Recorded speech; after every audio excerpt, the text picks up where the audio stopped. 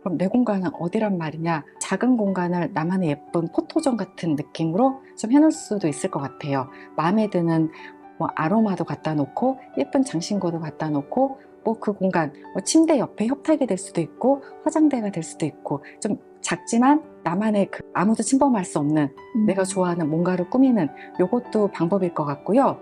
또 하나는 공간이라는 게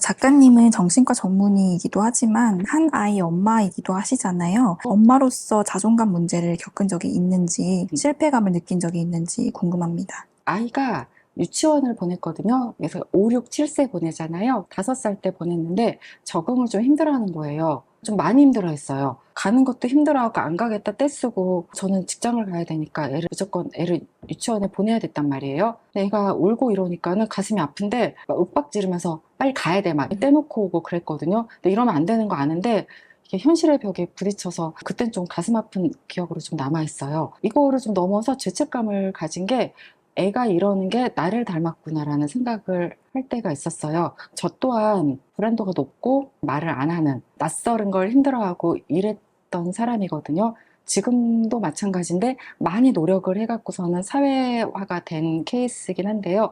어렸을 때는 정말 수줍고 정말 불안도 높고 정말 내성적인 그런 아이였는데 아이가 그런 부분을 닮은 거예요. 제가 싫어하는 저의 단점을요. 남편은 전혀 안 그런 사람이고 그럼 이런 생각이 드는 거예요. 내가 뭐 유전적으로 이런 안 좋은 면을 물려줬구나. 뭐 이런 생각이 드니까는 죄책감 가지면서 그때 아이 유치원 적응 문제에 뭐 미안함과 죄책감과 그때가 가장 힘들었던 것 같아요.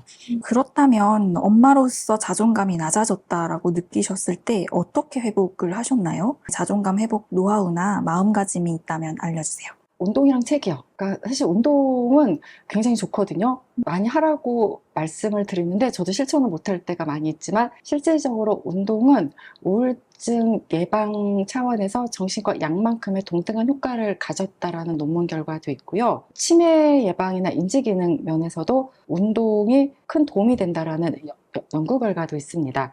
역시 저 또한 운동으로 스트레스를 푸는 편인데 요거 운동 좀 하시는 분들은 공감하실 거예요. 뭐 굉장히 머리 복잡한데 뭐 수영을 1시간 했다. 그럼 수영할 때 아무 생각 안 나거든요. 그냥 한 20바퀴 돌아야지. 20바퀴 언제 되나? 아, 대신 15바퀴 돌았구나. 나오면 또 개운하잖아요. 그러니까 스트레스를 풀게 되는 호르몬도 나오게 되고 하기 때문에 저는 운동 많이 권하고요. 실제로 제가 하는 방법입니다. 또 책 읽는 것도 좋아하는데 책을 읽으면서 스트레스가 풀리죠. 뭐 영화라든가 뭐 다 좋긴 한데 영화라든가 유튜버 같은 영상 매체들도 좋긴 한데 책이 스트레스를 푸는데 도움이 된다라는 논문을 본 적이 있는데 왜냐하면 책에 인터랙티브한 주도적인 게 들어가잖아요. 영상 매체는 원디렉션이죠. 그냥 일방적으로 듣게 되고 보게 되는데 책은 뭔가 저자의 의도를 파악을 하면서 적극적인 어떤 주도적인 행위이기 때문에 그 스트레스가 풀린다고 하고 전 요 말을 저한테는 딱 적용이 되거든요. 그래서 제가 하는 방법은 운동이랑 책이에요. 이런 나만의 세계를 만들어 나가는 거죠. 뭔가 마음이 힘들고 뭐 그럴 때 책과 운동으로 그 상황을 이겨내고요. 두 번째가 인간관계 정리정돈 잘합니다. 근데 어느 편집자분이 오셔서 어떻게 이렇게 책도 쓰시고 병원도 운영하시고 기타 다른 활동들을 하시느냐 여쭤본 적이 있거든요. 제 대답은 딱 그거였어요. 딴 복은 없는데 인복은 많아서 제 머리를 괴롭히는 인간이 없습니다라고. 시댁 문제라든가 남편 문제라든가 뭐 친구 문제라든가 친정 문제 감사하게도 뭐 힘들게 하는 사람이 없고요. 이거는 뭐 개인적으로도 감사하다고 생각하는 부분인데요. 근데 이거는 어떻게 할 수가 없는 부분이네요. 태어나면서 온 가족이기 때문에. 근데 기타 어찌할 수 있는 친구 관계라든가 이런 면에서 정리전동 잘합니다.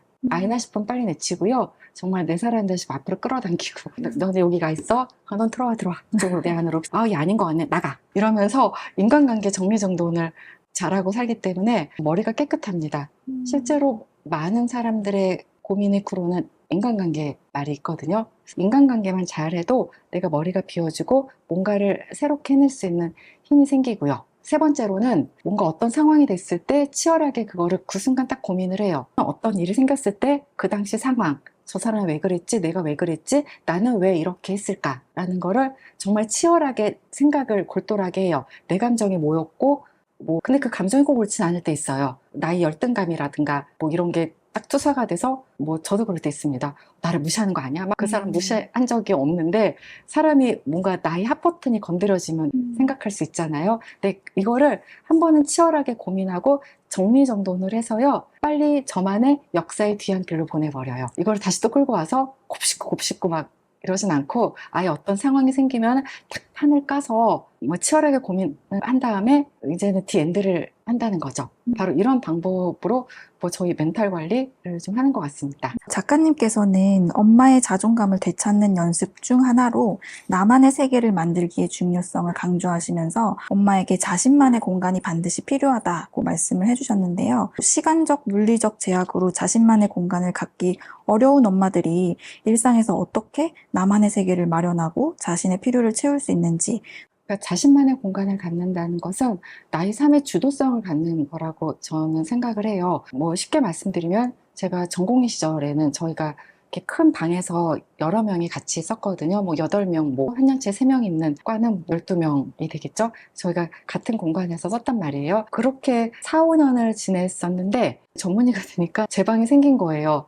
크진 않습니다. 쬐꼬만 방이긴 한데 너무 좋은 거예요. 그러니까 그 방에서 나름 꾸미는 거죠. 이제는 병원 공간이긴 한데, 그래도 아로마도 갖다 놓고, 원래 그 정신과 의사들이 가족 사진 이런 거 가져다 놓지 말라라고, 그러니까 본인에 대한 프라이빗한 내용이 드러나게 하지 말아라라고 배우긴 하는데, 인간이 배운 대로 하고 사는 존재는 아니잖아요. 가족 사진 갖다가 전시해놓고 좋더라고요. 나만의 공간이 있다는 얘기는 그 공간이 나한테 휴식의 공간, 힐링의 공간이기도 하고 나의 주도성의 공간이기도 하고 뭔가 내가 내 공간을 가질 만한 위치, 자격, 노력해서 얻어냈다라는 그런 느낌도 들고요. 참 좋았더라고요. 근데 생각을 해보세요. 집에서 엄마들 중에 자기 방 갖고 있는 분 없으실 거예요.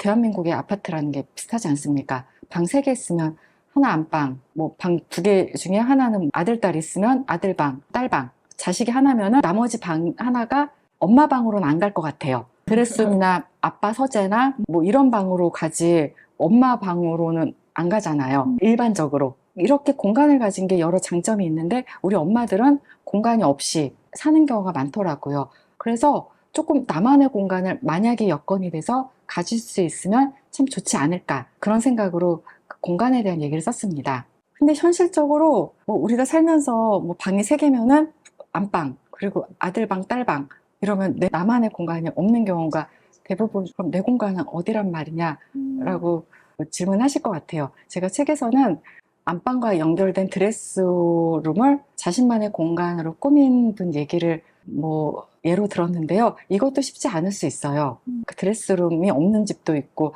그거를 나만의 공간으로 꾸미기 어려울 수도 있단 말이에요. 작은 공간을 나만의 예쁜 포토존 같은 느낌으로 좀 해놓을 수도 있을 것 같아요. 마음에 드는 아로마도 갖다 놓고 예쁜 장신구도 갖다 놓고 그 공간 침대 옆에 협탁이 될 수도 있고 화장대가 될 수도 있고 좀 작지만 나만의 아무도 침범할 수 없는 내가 좋아하는 뭔가를 꾸미는 요것도 방법일 것 같고요. 또 하나는 공간이라는 게 주로 물리적 공간을 얘기했는데 시간적 공간도 중요합니다. 4시간 1에서 10 정도의 강도로 일을 하고 사는 게 엄마잖아요. 특히 갓난아이로 육아하는 엄마들은 힘들단 말이에요. 그럴 경우 남편이나 혹은 도움을 줄 수 있는 누군가가 잠깐 짬을 내 갖고서는 그 시간을 줘도 너무 좋더라고요. 저 같은 경우에도 아기 키울 때 혼자 가서 영화 보고 올 때 있고요. 그리고 혼자 가서 커피숍 가서 케이크랑 차 마시면서 한 2시간 쉬었다 올 수 있는 상황이 되면 너무 좋더라고요. 그래서 시간적인 공간도 좀 고려를 해보셨으면 좋겠고요. 또 하나 이거 가끔 저도 쓰는 방법인데 택시 탈 때 가끔 기사님이 말 붙일 때 있잖아요. 특히 좀 오래 가거나 좀 피곤해서 쉬고 싶어. 그러면은 아이팟 꼭 양쪽귀. 사실은 아이팟에 아무것도 안 들리는데 나 아이팟 꽂았어. 그러니 약간의 무언의 그 메시지죠. 그러니까 저한테 말 걸지 말아주세요 라는. 그래서 엄마들 또한 헤드셋이나 이런 거를 끼고 있으면 나름의 약속인 거죠. 그 시간에는 나한테 말 걸지 좀 말아줄래? 모든 차단이 되는 이런 것도 소소하게 그 상황에 맞게 좀 만드셔도 되고요. 뭐 이것저것 다 힘들 수 있어요. 아기가 너무 어리거나 아니면 여건이 안 되거나 그런 분들한테 정말 좀 뼈 때리는 말씀을 드리면요. 집 정리 좀 잘합시다. 왜냐면 우리 상담 리얼리티 프로그램 가끔 있잖아요. 뭐 결혼제국이나 고딩 온빠 어떤 집 보면 정말 집 정리가 안 돼 있는 집 있잖아요. 부부간에 어떤 문제가 있고 둘이 싸우고 어떻게 해결하면 좋겠냐라고 하는데 저는 그거 볼 때마다 아무 생각이 안 들어요. 저거를 갖다 정리를 좀 해줘야 되는데 제가 그 50m짜리 쓰레기봉탄 20개 사갖고 가서 그냥 싹 다 버리고 그 생각밖에 안 들거든요. 그러니까는 그만큼 정리되지 않은 공간은 신경을 뽑아간단 말이에요. 그래서 집 정리를 잘하면요. 꼭 나만의 공간이 없더라도 나만의 공간이 돼요. 휴식을 할 수 있는 깨끗한 식탁이 있단 말이에요. 거기서 차를 마시며 노트북을 하시면은 나만의 공간 아니겠습니까? 뭐 깨끗하게 아무것도 없는 뭐 소파 정리된 거기서 누워서 혹은 앉아서 유튜브를 보면은 또 나만의 공간이 되는 거잖아요. 그래서 나만의 공간을 만들어라고 책에는 말씀을 드렸지만 가장 먼저 하셔야 되고 또 만약 이게 안 될 경우 하셔야 되는 게 집안의 정리정돈이라고 생각합니다. 그럼 언제 어디서도 그 정리된 공간은 나만의 공간으로 그 순간을 이용할 수 있기 때문에요.